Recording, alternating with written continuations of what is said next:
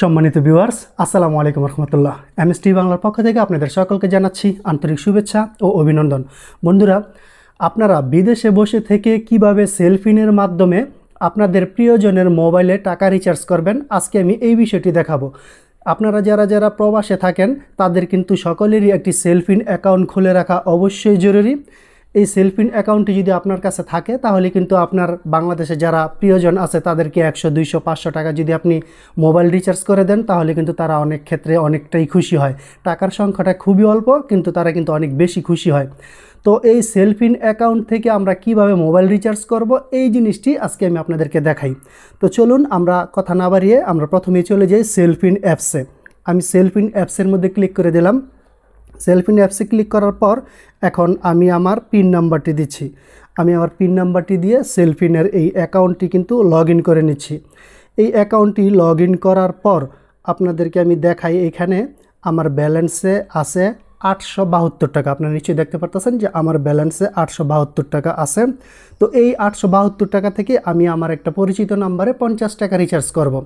এটা আমি আপনাদেরকে দেখাই। আর এই রিচার্জটা করার জন্য আপনাদেরকে যেতে হবে মোবাইল টপ আপে। আপনারা এই সেলফিনের মধ্যে কিন্তু মোবাইল টপ আপ নামে একটি অপশন পেয়ে যাবেন। এই মোবাইল টপ আপে ক্লিক করলাম। মোবাইল টপ আপ থেকে এই যে এইখানে মোবাইল নাম্বার একটা অপশন আছে, আমি এই মোবাইল নাম্বারে ক্লিক করতেছি। মোবাইল নাম্বারে ক্লিক করার পর আমি আমার নাম্বারটিকে তুলে দিই। আপনারা কিন্তু এখানে নাম্বারটা তুলতে পারেন। তারপর আপনারা এইখান থেকে যে কন্ট্যাক্ট লিস্টের মতো একটা জায়গা আছে, এই কন্ট্যাক্টে ঢুকেও কিন্তু আপনারা আপনাদের প্রিয়জনের যে নাম্বারটা আছে সেইখান থেকে কিন্তু আপনারা খুঁজে বের করতে পারেন। তো আমি এখান থেকে এই নাম্বারটাতে টাকা পাঠাবো, 01794। ওকে, আমি এই নাম্বারটাতে টাকা পাঠাচ্ছি। আর এইটা যেহেতু গ্রামীণ নাম্বার, আমি এখানে গ্রামীণে ক্লিক করে দিচ্ছি। এখানে কিন্তু দেখতেছেন যে গ্রামীণের, এয়ারটেলের, রবির, বাংলা লিঙ্কের, টেলিটকের সবগুলি অ্যাপসের কিন্তু এইখানে লোগো দেওয়া আছে। তো আমি গ্রামীণে ক্লিক করে দিচ্ছি। তারপর এখানে প্রিপেড সিলেক্ট করাই আছে।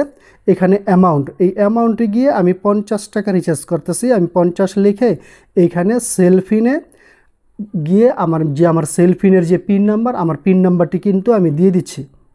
দেখেন, আমি আমার সেলফিনের পিন নাম্বারটিকে দিয়ে দিলাম।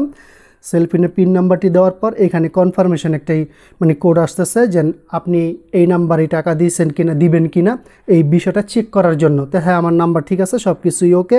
আমি কনফার্মে ক্লিক করে দিলাম।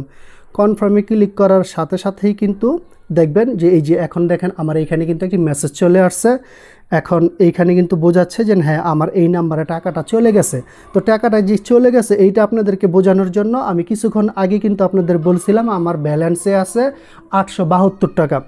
এখন আমার ব্যালেন্সে কত আছে আমি আপনাদেরকে এটা দেখাই। এখন দেখেন আমার ব্যালেন্সে কিন্তু 822 টাকা আছে। নিশ্চয়ই দেখতে পারতেছেন 822 টাকা, তার মানে 50 টাকা কিন্তু আমি খুব সহজেই রিচার্জ করে ফেলছি।